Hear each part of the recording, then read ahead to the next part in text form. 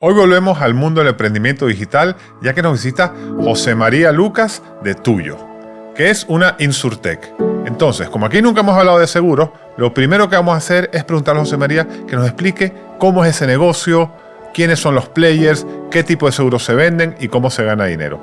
Y después vamos a entrar en toda su historia de cómo está con una startup digital disrumpiendo este negocio tan tradicional. Bienvenidos a Outliers, un podcast con conversaciones de negocios con personas atípicas. Presentado por Joseph Gelman y producido por Iberian Media. José María, ¿cómo estás? Muy bien, muchas gracias por invitarme. No, gracias por venir. Aparte estás llegando de viaje, ¿no? Sí, justo. Tenía viaje a México y nada, acabo de aterrizar, como quien dice. ¿Muchos chilaquiles en México? Más de los que me recomienda mi médico, pero menos de los que me gustaría. Muy bien. Oye, eres la primera persona del sector seguro que tenemos en el podcast. Entonces, antes de entrar en tu historia y en tu emprendimiento, quería hacerte unas preguntas sobre el sector de seguros para que lo entendamos. ¿Te parece? Perfecto. Muy bien. Oye, lo primero, en el sector de seguros hay muchos tipos de seguros, ¿no?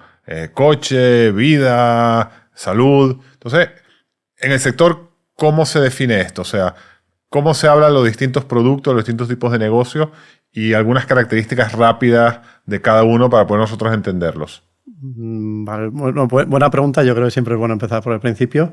Hay como tres tipos de grandes familias de seguros, ¿no? Por un lado están los seguros de accidentes, bueno, en inglés se llama como P&C, ¿vale? Que es los seguros de auto, hogar, es decir, todos los que protegen bienes por norma general. Luego tienes los seguros de vida, que son aquellos que nos protegen o que protegen a nuestras familias en caso de que algo nos suceda. Y luego están los seguros de salud, ¿no? Al final tienes como esas tres familias, cada una tiene sus características. Los seguros de P&C son como los más conocidos por el sector, suelen ser seguros muy competidos, márgenes bajos, productos relativamente estándares. Luego tienes los seguros de vida, que es un juego diferente porque inviertes, digamos que una persona asegura su vida y la asegura en el muy largo plazo y entonces pues la aseguradora tiene que jugar a ese larguísimo plazo con las primas que le van dando los clientes. Y luego tienes el mundo de la salud, que es un seguro pero también es un servicio, ¿no? Al final la clave ahí es que tú estés verticalmente integrado, tengas buenos acuerdos con hospitales, etcétera. Ok. Pues ya un poco, ¿cuál es mejor negocio en general? ¿O no es así? ¿O puede ser buen negocio cualquiera? Bueno, como todo, ¿no? Es decir, el mundo de los seguros es un mundo de márgenes relativamente bajos. Estamos hablando de márgenes de igual el 5% de media. Y son igual de negocio todos, pero las dificultades de uno y otro son diferentes. Tú tienes, si a lo que te refieres es el porcentaje de lo que te pagan los clientes que te terminas dejando en siniestros, seguro de vida es el típico que todo el mundo dice, ¿no? Pues tú aseguras gente joven, la gente joven se muere poco. Pero es muy difícil de vender a la gente joven porque ninguno creemos que nos vamos a morir. Entonces, lo que ganas pagando menos de lo que te paga el cliente en siniestros futuros, lo tienes que pagar al canal para que distribuya eso. O sea, que es mejor, pero es más difícil de vender. Mientras que el de coche se vende solo. El de coche se vende solo. El margen del canal en coches es muy pequeño. Y sin embargo, pues ahí lo que pasa es que la siniestralidad es alta. Ok, ahora vamos a entrar en lo del margen. Cuéntanos quiénes son los actores, ¿no? Porque uno oye aseguradora, reaseguradora, broker, corredor, agencia, correduría. Bueno, pero ¿quiénes son los que participan? Me imagino que habrá también gente por detrás haciendo estos seguros. Sí, a ver, por partes, ¿no? Como por capas. Lo primero son las aseguradoras, ¿vale? Que están como en el centro de todo y que son pues, grandes empresas muy solventes que gestionan riesgo. La manera que ellas tienen de llegar a los clientes, hay dos maneras. O directo, que es lo que nosotros hacemos en Tuyo normalmente, o a través de intermediarios. Esos intermediarios pueden ser corredores, agentes o vinculados o exclusivos, ¿vale? Depende de si solo trabajan con una aseguradora o con varias. ¿Por qué existen estos intermediarios? Pues yo creo que por varias cosas, ¿no? Es un tema histórico. Al final, cuando tú querías vender un seguro hace 40 años en el Burgo de Osma, pueblo de mi padre, pues lo que tenías que hacer era coger a la persona lista del pueblo, enseñarle sobre el mundo de los seguros y que él hiciese un poco de predicador de los seguros dentro de su pueblo y se lo vendiese pues, a su conocido, a su cuñado, a su padre, para darles a entender los riesgos que ellos tenían en su vida y que tenían que proteger. Entonces, toda la inclusión aseguradora se hizo a través de grandes redes capilares de agentes y corredores que sobreviven hasta nuestros días, ¿vale? Y digamos que al final es en muy buena medida la cara de las aseguradoras frente a los clientes son esa red capilar.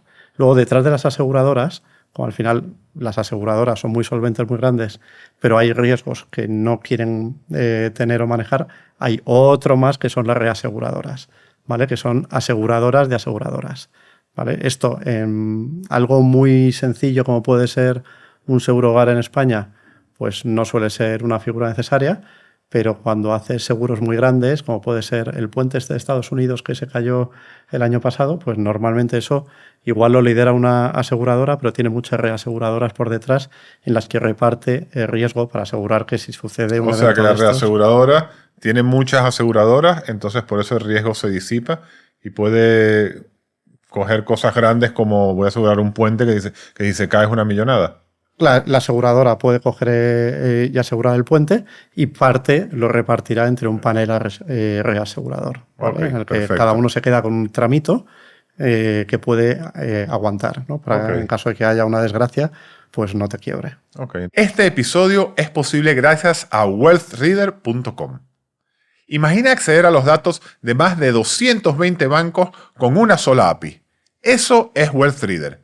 2 millones de conexiones al mes, autorizada por el Banco España y haciendo posible desde scoring en tiempo real hasta traspasos de cartera sin errores. Wealthreader.com, donde el Open Banking funciona de verdad. Llámalos, pídeles una demo y diles que te envió Joseph de Outliers. Entonces, reaseguradora, aseguradora y toda la parte de agentes que son los que venden. Agentes y canales. ¿El producto quién lo hace? ¿La aseguradora? Normalmente la aseguradora. O sea, ahí es donde están los actuarios, esto que los llaman, ¿no? Sí, también hay actuarios en las reaseguradoras porque tienen que entender Vale. el riesgo, ¿no? Pero normalmente la fábrica de productos es la aseguradora. Ok, claro. Venga, oye, una pregunta. Aquí hay como un mito de que las aseguradoras donde ganan dinero es que cogen todas las primas, pues tú les pagas ahí todos los meses, chin, chin, chin, chin, y eso lo invierten en productos financieros o en inversiones, porque es mucha liquidez. Y claro, ya cuando tengan que pagar, ya pagarán, ¿no? O sea, como que es un negocio muy financiero. ¿Eso es verdad? Sí y no. Al final es un negocio muy financiero porque tú ves el balance de una aseguradora y la inmensa mayoría son provisiones técnicas y cálculos estadísticos, ¿no? Entonces, al final es un tema de gestión de riesgos, igual que puede ser el balance de un banco. Pero eso no es real, porque tú te haces una provisión y ahí no hay realmente no hay dinero. Lo que no hay es detrás una fábrica, ¿no? Pero tú lo que has cogido es un cierto riesgo. Vamos a decir que te pones a asegurar seguro de vida para el ejército, ¿vale? Por decir algo. Entonces, aquello tú tienes unas bases actuariales, es decir, cierta historia que te hace entender cómo ese riesgo se va a comportar y entonces tú lo que haces es provisionar en tu balance lo que va a suceder, ¿no? Entonces, es un juego muy financiero en el cual se da una peculiaridad que es que los clientes pagan por adelantado, ¿vale? Los clientes pagan una prima para estar protegidos frente a algo que pueda suceder en el futuro. Entonces, las aseguradoras suelen tener cash flow positivo, por eso, que es el famoso float, que pues grandes empresas como Berkshire Hathaway, ¿no? Warren Buffett, pues tradicionalmente han invertido y lo han utilizado como una manera de estar como un poquito más apalancados en su inversión. Entonces, las aseguradoras tienen el resultado técnico, que es cuánto yo me dejo en siniestros de lo que me ha pagado el cliente, y luego el financiero, que es, y este capital que me ha prestado el cliente, ¿cuánta rentabilidad financiera le saco? Ok, ¿qué es lo que yo decía? Entonces, si la colocan en... Sí, pero cada vez menos, ¿vale? Cada vez menos porque la regulación cada vez es más estricta. Para que no lo pierdan, ¿no? Pues dicen, no, lo voy a Claro, invertir al en final, Bitcoin y él sube baja. Lo más importante en el mundo asegurador y lo que el regulador vigila es la solvencia de las entidades. Entonces, para que una entidad sea solvente, tiene que tener muchos más activos que pasivos. Entonces, cuando tú inviertes tus activos en cosas que tienen riesgo y por lo tanto rentabilidad, lo que hace el regulador es que viene y te dice, pues tienes que provisionar una posible pérdida. Por darte una idea, esto también sucede en los bancos, ¿no? En los bancos es exactamente lo mismo. Si tú inviertes en bonos soberanos en una aseguradora, pues es como te sale gratis. No tienes que poner nada de capital por si acaso pierdes. Si tú inviertes en renta variable, en algo listado, pues más o menos tienes que poner como el 40% aparte. Entonces, vale, o sea, no cada día está más penalizado, aunque tradicionalmente se ha hecho mucho. Ok, muy bien. Oye, pues nada, un pequeño barniz. Uno cuando tiene 15 años no se levanta en la mañana y dice, me voy a dedicar al sector seguro. He conocido algún caso de un sector, ¿eh? Serán bastante rarillos, ¿no? Sí. Pero entonces, ¿tú cómo llegas a este sector? Bueno, pues como todo en la vida, por casualidad. Al final, yo creo que en toda mi carrera profesional ha habido saltos que no son obvios, ¿no? Y el último es el de seguros, pero yo de formación soy ingeniero industrial y cuando salí de la universidad, pues por casualidades de la vida, pasó por delante mío el mundo financiero y me fui a Londres. Me fui a Londres a mundo financiero y estuve 10 años ahí haciendo, pues sobre todo, coberturas de riesgos de las empresas, ¿vale? Pues típica empresa, como puede ser un Iberia, que tiene exposición al precio del jet fuel, pues entonces ayudarle a cubrirlo. Y de la misma manera que lo hacía para empresas como puede ser un Iberia, pues también lo hacía para aseguradoras. Entonces estuve durante muchos años haciendo este juego de cuadrar el Asset Liability Management de un balance de una aseguradora, ¿vale? Que en productos como vida es extremadamente importante, porque a ti te están pagando y la gente se va a morir dentro de un montón de años. Luego tú tienes durante mucho tiempo esa exposición y cómo tú inviertas el activo, pues es muy importante. Entonces estuve 10 años viendo el lado financiero del mundo asegurador, luego volví a España, me vine a Boston Consulting Group y ahí estaba 50% de mi tiempo en banca y 50% de mi tiempo en seguros. ¿Vale? Y ahí estuve trabajando pues todas las grandes aseguradoras del país, un poco pues en la parte más comercial, estratégica, conociendo el sector desde otro lado.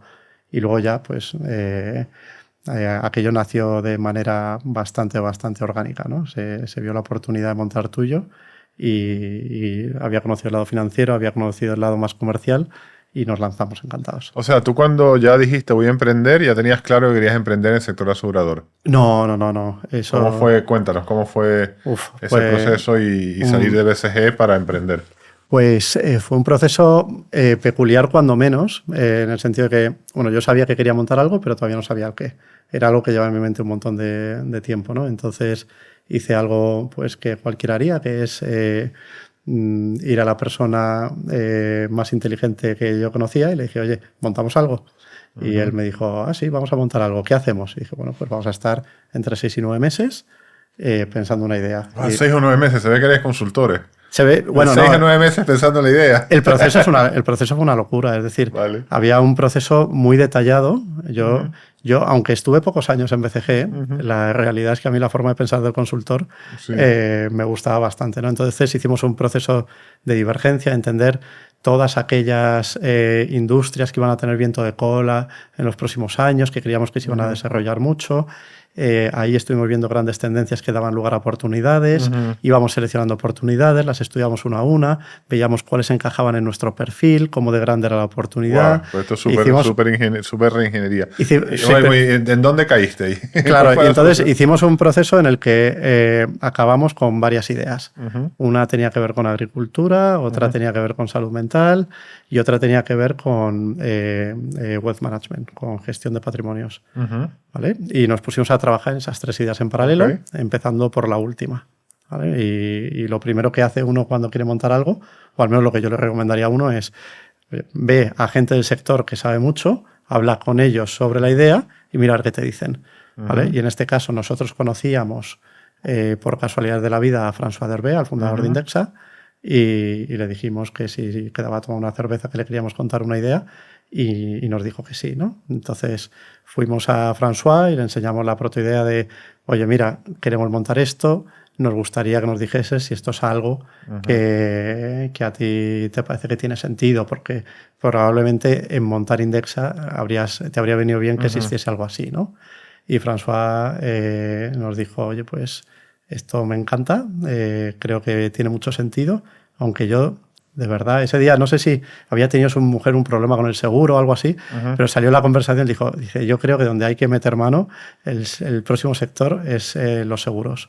Por eso te digo que tú te pasaste 9 meses y François te lo dijo por una experiencia de su mujer. Exacto. Y lo que iba a ser una cerveza de media hora fueron 2-3 horas de cerveza en la que estuvimos hablando durante más del 80% del mundo de los seguros. Y cuando nos fuimos a levantar, ya dijimos, oye, pues yo creo que vamos a montarlo en seguros. Okay. Y François dijo, oye, pues yo seré el primer inversor. Ah, bueno, pues sacaste inversor. Pero hace unos minutos nos hablaste del sector del seguro. Entonces, ¿qué estaba roto en el sector de seguros? Que hacía falta una startup, me imagino que digital, para disrumpirlo. Hay muchísimas cosas que están rotas, ¿eh? A todos los niveles. Y cuenta desde fuera es más fácil pensar que lo vas a solucionar que luego desde dentro. Pero bueno, al final el sector de los seguros tiene, por un lado, una dependencia enorme de estas redes que hablamos, de estas grandes redes de agentes y corredores, que son los que tienen la relación con el cliente. Luego son los dueños de las pólizas, hasta cierto punto. Bueno, y la percepción es que aportan de valor de poco a nada, ¿no? Que a lo mejor tú no lo puedes decir porque estás en el sector, pero ya lo digo yo. Bueno, eso no lo puedo decir, aporta muchísimo.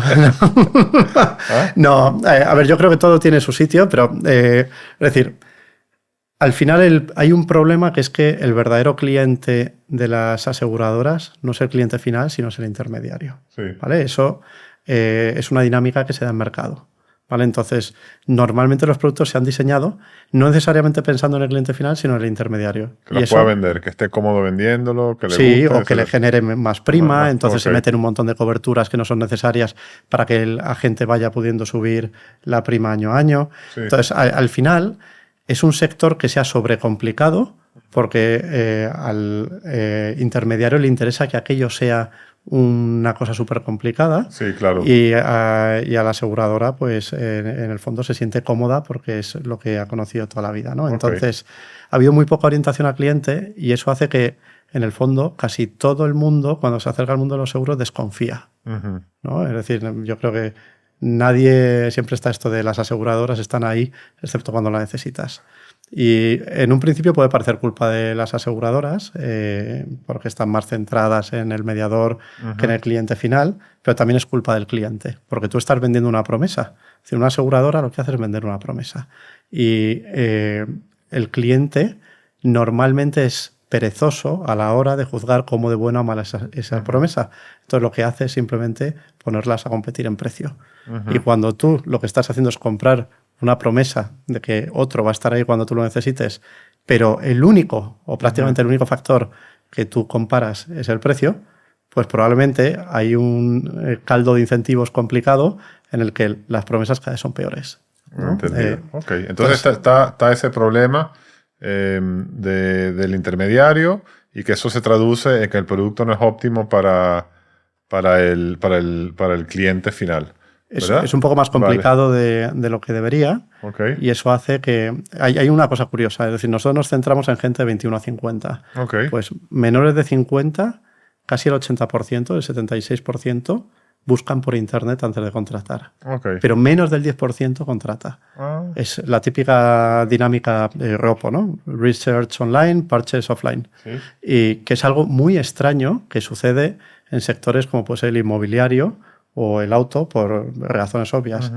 Pero yo creo que seguros es el único sector que no tienes un gran bien físico que estés comprando, en el que tú terminas comprándolo en persona porque prefieres mirar a los ojos de la persona que te está haciendo la promesa. Vale.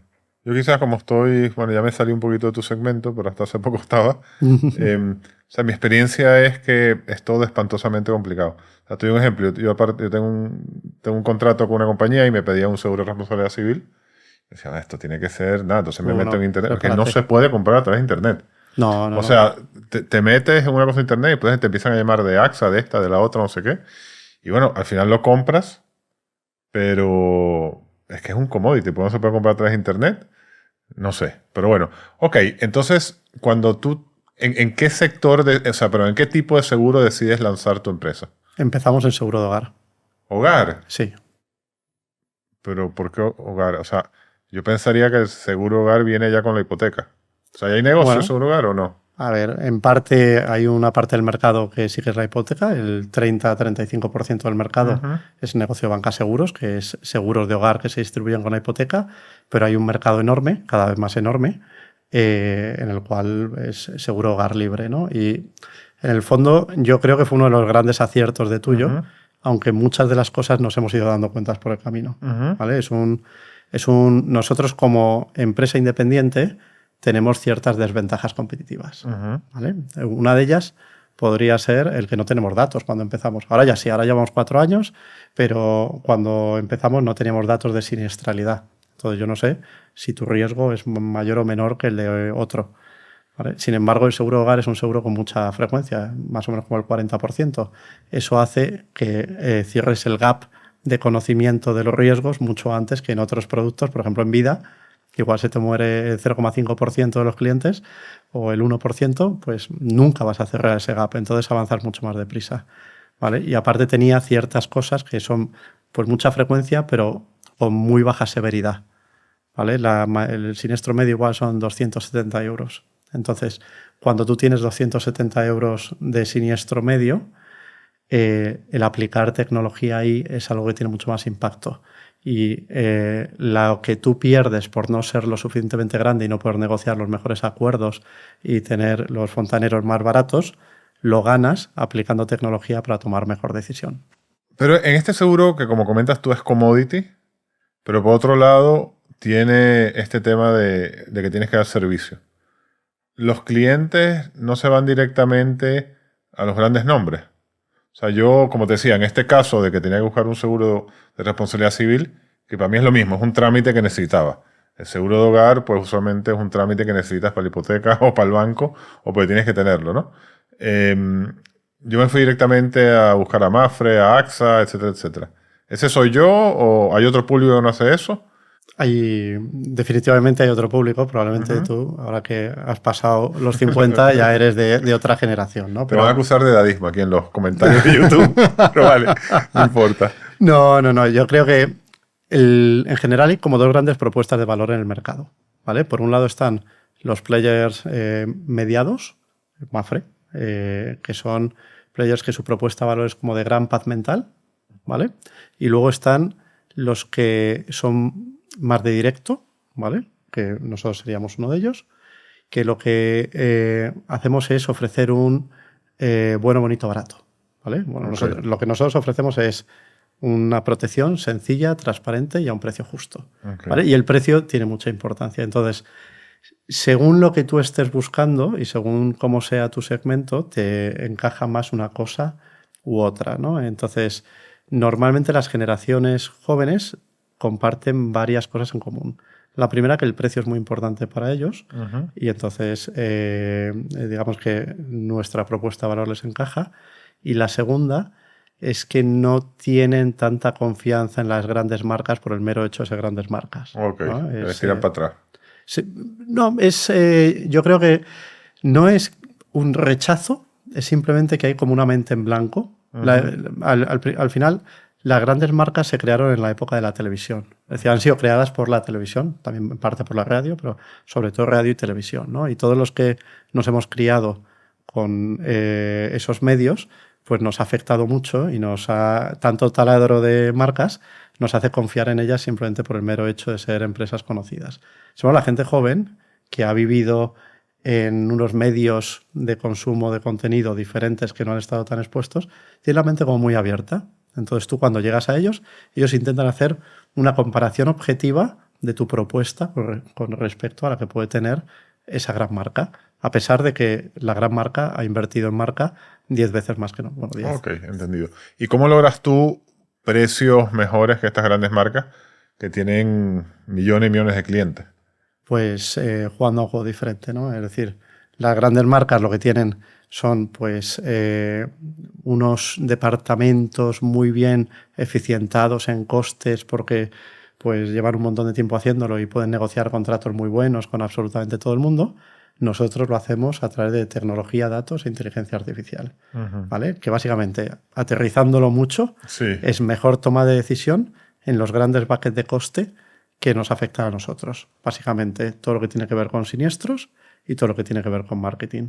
Entonces, en siniestros, nosotros intentamos entender mucho mejor el riesgo del cliente utilizando variables que igual aseguradoras tradicionales no utilizan, ¿vale? Como es, oye, el cómo navegas tú por la web, te lees las cosas o no te lees las cosas, qué tipo de teléfono móvil tienes, cuántas veces nos has visitado, estás haciendo simulaciones de capitales, si las haces, lo estás haciendo hacia arriba para proteger más o hacia abajo para pagar menos.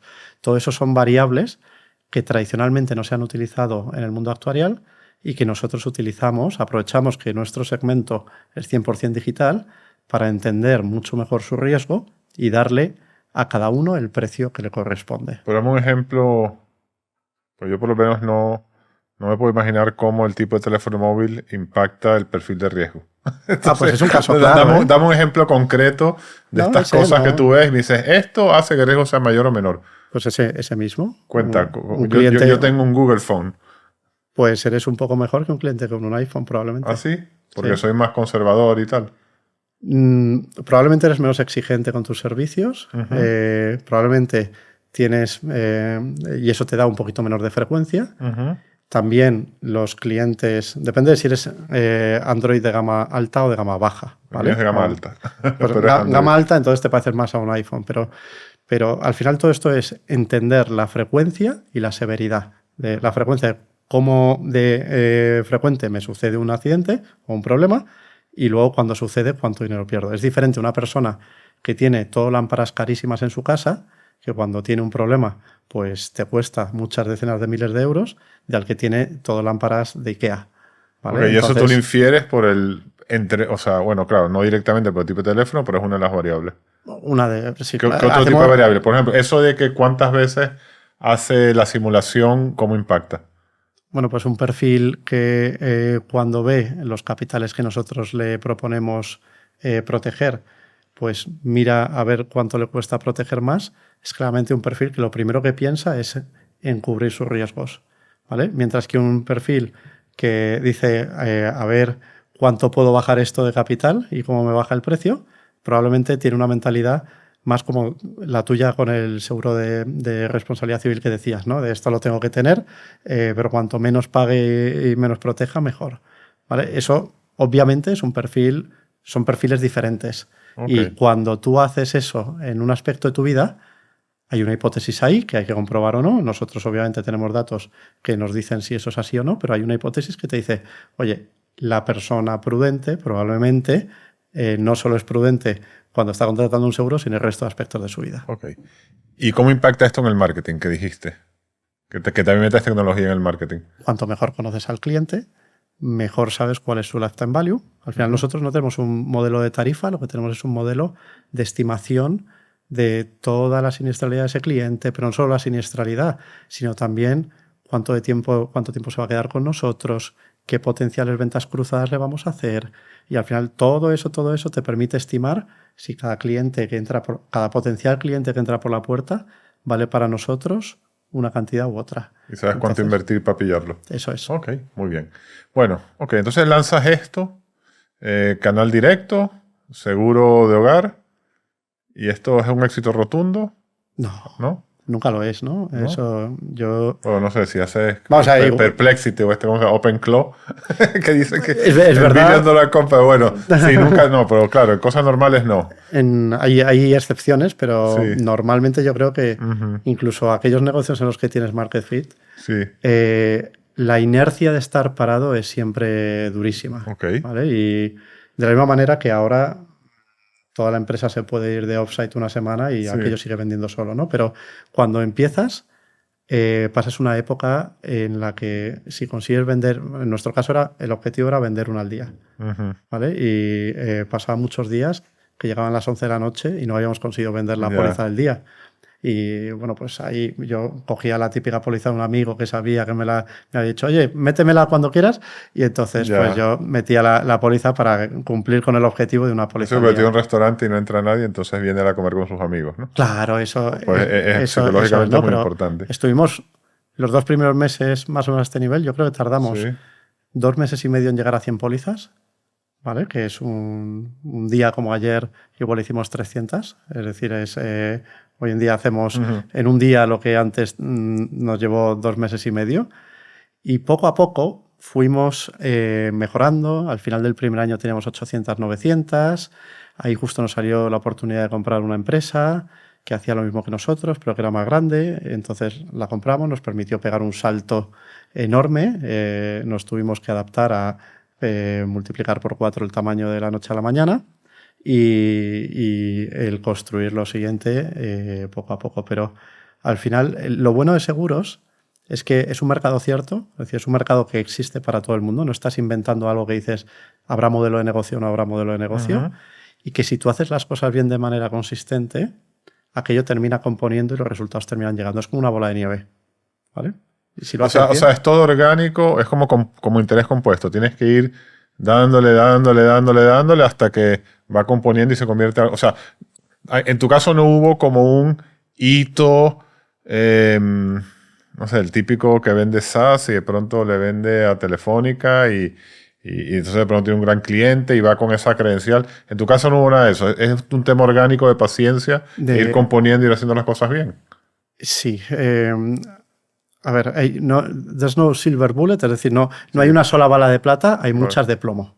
Okay. ¿Vale? Entonces tú vas disparando a todas y vas mejorando un poquito. Es un negocio muy de afilar el lápiz, ¿vale? Y según tú vas haciendo mucha experimentación, viendo que funciona, aprendiendo, componiéndolo, va mejorando. Es verdad que la compra de esta empresa al final del primer año nos puso las pilas, nos obligó a elevar el nivel y terminaron saliendo las cosas.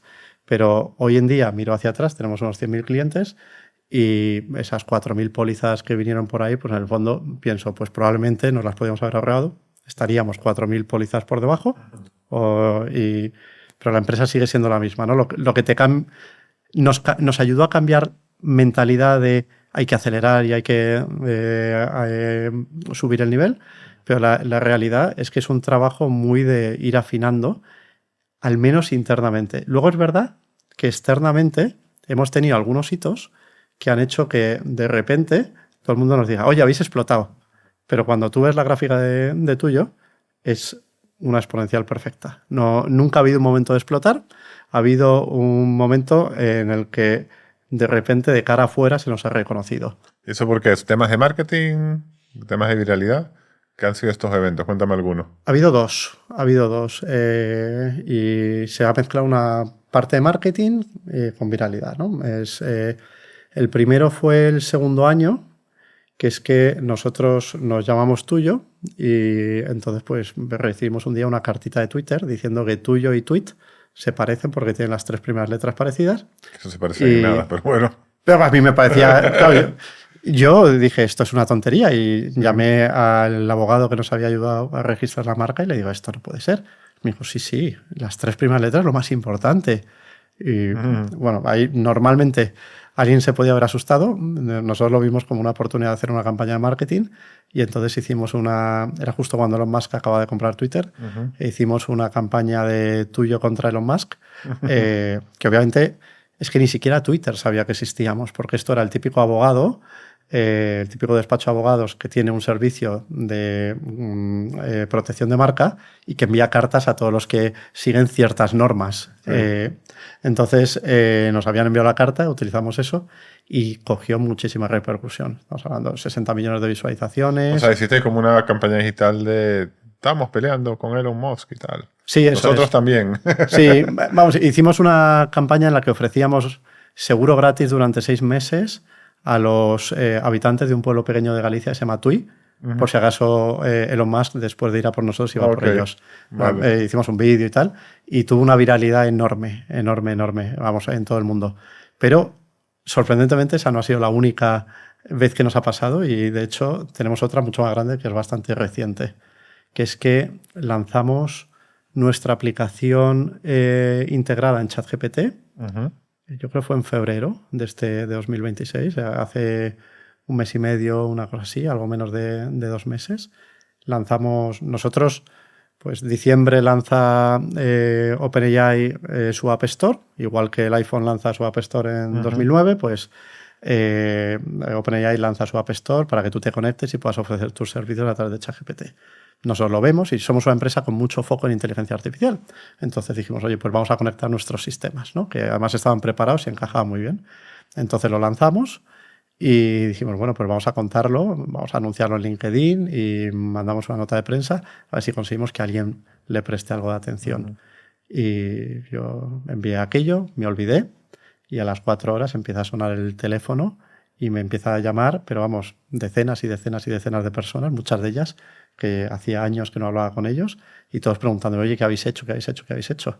Y me preguntaban por esta noticia y yo digo, bueno, a ver, esto pero tampoco es para tanto, es decir, nos hemos conectado y tampoco esto esperamos que tenga mucho impacto en negocio, pero ya sabes cómo son las cosas de inteligencia artificial hoy en día, que se salen de madre.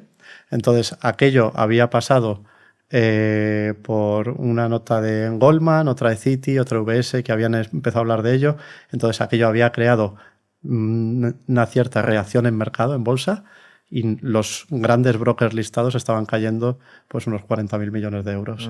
Porque ahora ya, claro, la interpretación era todas las grandes aseguradoras se van al garete porque ahora todo el mundo puede comprar seguros con inteligencia artificial por ChatGPT. Eso era básicamente todos los grandes corredores, sí, que son enormes algunos de ellos, muchísimas decenas de miles de millones de facturación anual. Oye, pues hasta cierto punto se consideró que eso marcaba un cambio en esta dinámica que hablamos del mercado estando muy intermediado, que obviamente no es nuestra culpa.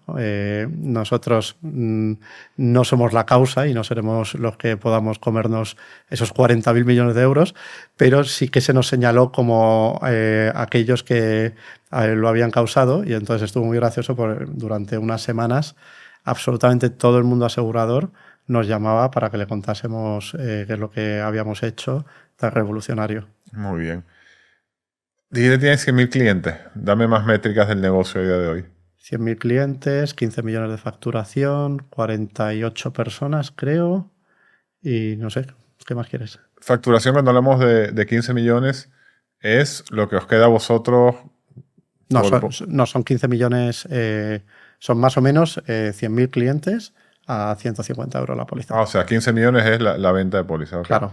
Vale. ¿Y tenéis una historia de capital o seguís con la inversión inicial? No, ojalá. No, nosotros cuando empezamos esto, empezamos diciendo, bueno, vamos a montar algo con nuestro propio capital y lo vamos escalando. Luego nos dimos cuenta de que esto era muchísimo más difícil de lo que parecía y que no iba a ser sencillo escalarlo. Entonces hemos levantado, creo, 18, 19 millones a lo largo de 3 rondas. Ok. Si yo pienso en tu negocio, es un negocio todavía en crecimiento, 15 millones, relativamente pequeño para lo que es el asegurador, pero parece que tiene una tecnología muy potente. O sea, nadie os ha dicho o os habéis planteado que vuestro negocio podría ser, en lugar de vender pólizas, licenciar esta tecnología a las grandes aseguradoras. Sí, claro. Es decir, François no te lo ha dicho todavía. A François le gusta el cliente final, tiene muchas virtudes, pero sí que es verdad que nos lo han dicho y de hecho, digamos que Tuyo tiene como 4 caminos para desarrollarse. El primero es ser como el campeón nacional, que yo creo que es algo que está en nuestra mano y deberíamos conseguirlo. Es decir, no se me ocurre ningún otro que pueda ser la alternativa. ¿Vale? Hablo de alternativa independiente en el mundo asegurador. ¿Vale? Okay. Pues orgánico nacional es la primera y más obvia. La segunda es internacional. Italia, Francia, que es algo que tenemos en mente y que algún día sucederá. Y las 2 otras grandes oportunidades son todo lo que tiene que ver con tecnología, ¿vale? Que al final hemos desarrollado una tecnología muy potente y yo a nivel personal creo que el pool de revenues, de ingresos por tecnología, se va a hacer mucho más grande según las empresas dejan de vender una calculadora o un sistema de base de datos, como quien dice, y empiezan a vender trabajos, servicios. Es decir, dejar de vender una calculadora y vender un suscriptor o vender un contable. ¿Vale? Que eso son cosas que nuestros sistemas están preparados. Es decir, hacen no solo el guardar información sobre lo que está haciendo el humano, sino hacen muy buena parte del trabajo del humano. Entonces, ahí creemos que hay una gran oportunidad. Hemos hecho una prueba de concepto con una aseguradora grande española que ha salido muy bien y en algún momento se puede plantear. Y es verdad que hemos tenido mucho interés por parte del mundo asegurado, sobre todo después de todo esto de ChatGPT, mucha gente se ha acercado a nosotros, ha visto en detalle toda esta capa de tecnología y nos ha dicho, oye, me interesa que lo vendas. Pero, bueno, y la tercera es consolidación del sector. La cuarta es la consolidación del sector. Pero yendo a la de la tecnología, es verdad que hemos tenido mucha gente y hemos hecho una prueba de concepto que ha salido bien, pero también es verdad que esta tecnología se va a adoptar muy poco a poco, que cuando tú intentas meterla en empresas tan grandes y tan reguladas como una aseguradora, esto es una locura, esto va a llevar muchísimo tiempo y no es necesariamente el que tenga la mejor tecnología el que gane, sino el que sepa implementarla mejor. Y habrá que ver si nosotros somos la empresa para hacer eso. Hoy en día no estamos orientados a eso. Si quisiésemos orientarnos a eso, tendríamos que contratar gente que de verdad sepa de cómo convertir esta tecnología, que está muy bien construida, en un entorno muy sencillo, porque hemos empezado todo de cero, quién es capaz de coger esta tecnología y llevarla a un mundo como el de las aseguradoras, que es extremadamente complejo. Ok. Aparte de seguro de hogar, ¿qué más vas a vender o qué más estás vendiendo? Bueno, ya estamos vendiendo vida, vamos a vender, bueno, mascotas también hemos estado vendiendo. ¿Mascotas? A ver, explícame eso. Porque seguro para el perro, ¿eso se vende? ¿La gente compra seguro para los perros? Sí, sí, sí, y además es muy bueno, yo creo, para todas las partes. Al final, bueno... Aquí yo tengo perro, pero no tengo seguro. Pues igual tenías que repensarlo. No, bueno, no sé si tengo el seguro ese que pedía... No, tendrás el de responsabilidad alguien de civil Podemos decía que había que tener un cierto seguro, pero sí, seguro de salud del perro no tengo. Existe la ley de bienestar animal, te obliga a tener seguro de responsabilidad civil. Nosotros vendemos también ese seguro de responsabilidad civil, pero esto es seguro de gastos, de reembolso de gastos veterinarios, ¿vale? Porque básicamente hay muchísimos perros en España. Hay más perros que niños de 15 años, de menos de 15 años, y está avanzando a toda velocidad el mundo de los veterinarios, ¿no? Y donde tú antes pues tenías un perro que cogía cáncer y no había ningún tratamiento posible, pues hoy ya existen tratamientos, ¿no? Y ya te pueden hacer una quimioterapia, una radioterapia. Muchos tratamientos que se han estado haciendo durante muchos años en personas ya se están llevando al mundo de los perros. Eso implica que donde antes, si tú ibas a un perro, pues te decían, está bien o está mal, pero no había una tercera opción que te dice, no, y por 2.000 euros te hacemos una quimioterapia y te salvamos al perro, ¿vale? Entonces, esa gente que tiene mascotas está viendo cómo cada año, según va mejorando la técnica y los tratamientos son mejores pero también más caros, se tiene que ver enfrentada a situaciones en las cuales tiene que elegir entre este año me voy de vacaciones o salvo a mi mascota, ¿vale? Entonces, para que no se tenga, porque no existe una seguridad social de las mascotas, entonces para que no se tengan que ver en ese tipo de situación, pues nosotros ofrecemos un seguro por el cual tú pagas al mes y en caso de que tenga tu mascota una enfermedad grave, pues nosotros, pues como si fuese un seguro de salud. ¿Y esto tiene también tema cuadro médico, reembolso y todas estas complejidades que tiene el seguro de vida humano?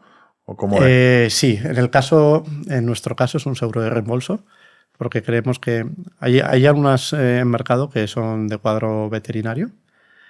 Nosotros creemos que normalmente entre el dueño o entre el custodio del perro y el veterinario existe pues una relación ya creada, y entonces coger a esa persona y llevarle a un veterinario de nuestro cuadro veterinario pues es relativamente complicado. Entonces nosotros lo que ofrecemos es un reembolso. Tú eliges el veterinario que quieras, nos envías las facturas y nosotros la reembolsamos. Interesante.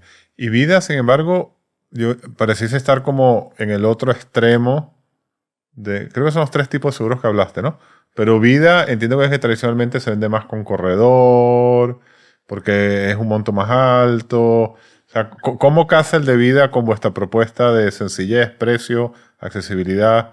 Bueno, yo entendería que el de hogar y el de mascotas, pero el de vida parece que va un poco más allá. No es tan diferente, ¿eh? Al final es el seguro más sencillo. El seguro de hogar es un seguro que es un multirriesgo, protege muchas cosas diferentes, fuego, robo, agua, Seguro de vida es, oye, si falleces o si te quedas inválido. Entonces es como muy fácil de entender, para vender en digital. El problema es que la gente no quiere comprar algo que paga a un tercero, por mucho que sean tus familiares o quien sea, si te mueres, porque normalmente no estás pensando en si te vas a morir. El único o el gran mercado de seguros de vida no es en los corredores, sino en bancas seguros, junto con la hipoteca. Entonces, nosotros tenemos muchos clientes. Hay muchos bancos que no obligan a sus clientes a tener un seguro de hogar o de vida con ellos. Pero sí que les obligan a tener un seguro de vida o un seguro de hogar cualquiera, no el del banco, ¿vale? Entonces ahí es donde entramos nosotros. Nosotros a esos clientes que nos compran seguro de hogar les ofrecemos también el seguro de vida. Y cuando tú tienes una hipoteca y tienes una obligación de tenerlo, pues normalmente quieres tener los dos juntos. Ok, interesante, mira. Es bueno saber esta visión porque, claro, uno empieza a pensar y piensas el de casa, commodity, el otro con corredores. Muy bien. Oye, y en el Excel tuyo, ¿qué dice? ¿Esta compañía hacia dónde va? O sea, ¿cuál es tu plan a 3 años de facturación o de cosas que vas a hacer? Plan a 3 años.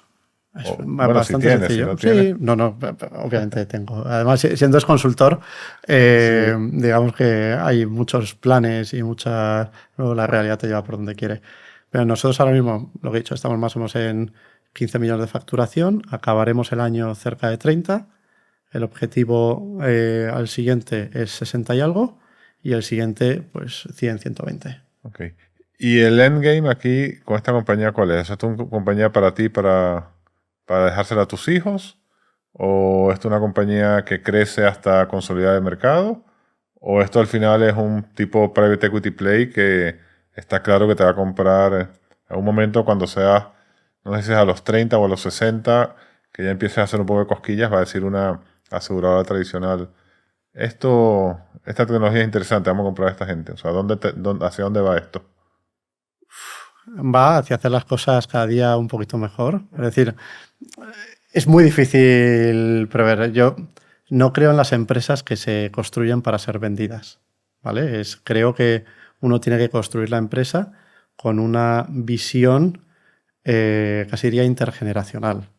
Y a mí me gustan mucho las empresas familiares que se llevan pues con una visión de muy largo plazo porque te permite tomar las decisiones adecuadas. No voy a poner esto bonito para venderlo dentro de 3 años.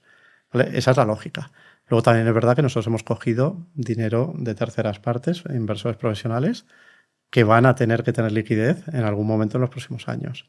Entonces, si a mí me preguntases, pues juntando esas dos condiciones de contorno, probablemente un camino lógico de evolución es una salida a bolsa, ¿vale? Porque, oye, de esta manera nosotros podemos seguir con la empresa participando de ella y llevándola en el largo plazo, y los inversores institucionales pueden hacer liquidez vendiendo en mercado.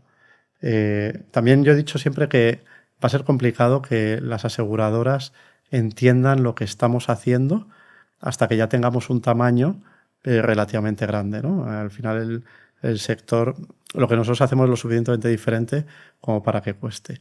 Dicho eso, el tiempo dirá. Es decir, yo creo que uno tiene que construirlo pensando en que va a ser esa empresa que deja a sus hijos, y luego por el camino pues puede suceder de todo. ¿Vuestro referente internacional es Lemon? Pues Lemonade. Lemonade, perdón, sí. Sí, hasta cierto punto sí. ¿Y Lemonade está en España? No. Ah, bueno, ahí está el futuro. Están en Francia. Vale. Y en algún otro Vale, país. ahí puede estar el futuro. Vale, muy bien. José María, mil gracias por venir y darnos este barniz del sector seguros y de lo que tú haces. Muy interesante, la verdad. Un sector complejo, ¿no? Tiene su complejidad este negocio, como que no es evidente. Así que, pero muy interesante, y te deseamos mucho éxito con la compañía. Fantástico, ¿no? Muchísimas gracias. Para terminar, si tú piensas en este camino que has tenido, ¿tú crees que el éxito que has tenido y que vas a tener, el componente principal es que tú tienes un talento innato, que vas a trabajar muy duro, o crees que es que vas a seguir teniendo suerte? Yo creo que las dos últimas, ¿no? Es decir, yo creo mucho en el trabajo y en una cultura de esfuerzo, y Tuyo es una empresa en la que se trabaja mucho, pero también hemos sido una empresa que ha tenido mucha suerte, ¿vale? yo qué sé, por poner un ejemplo, el que nosotros tengamos siempre un interés en inteligencia artificial desde hace un montón de años y haya coincidido que justo cuando estamos poniendo las piezas de la empresa explote la inteligencia artificial, eso es suerte. No somos, esto podía haber pasado lo contrario y todavía puede pasar lo contrario y no seremos ni mejores ni peores, ¿no? Nosotros hemos hecho, uno tiene que hacer un buen trabajo y luego necesita un poquito de ayuda de la suerte.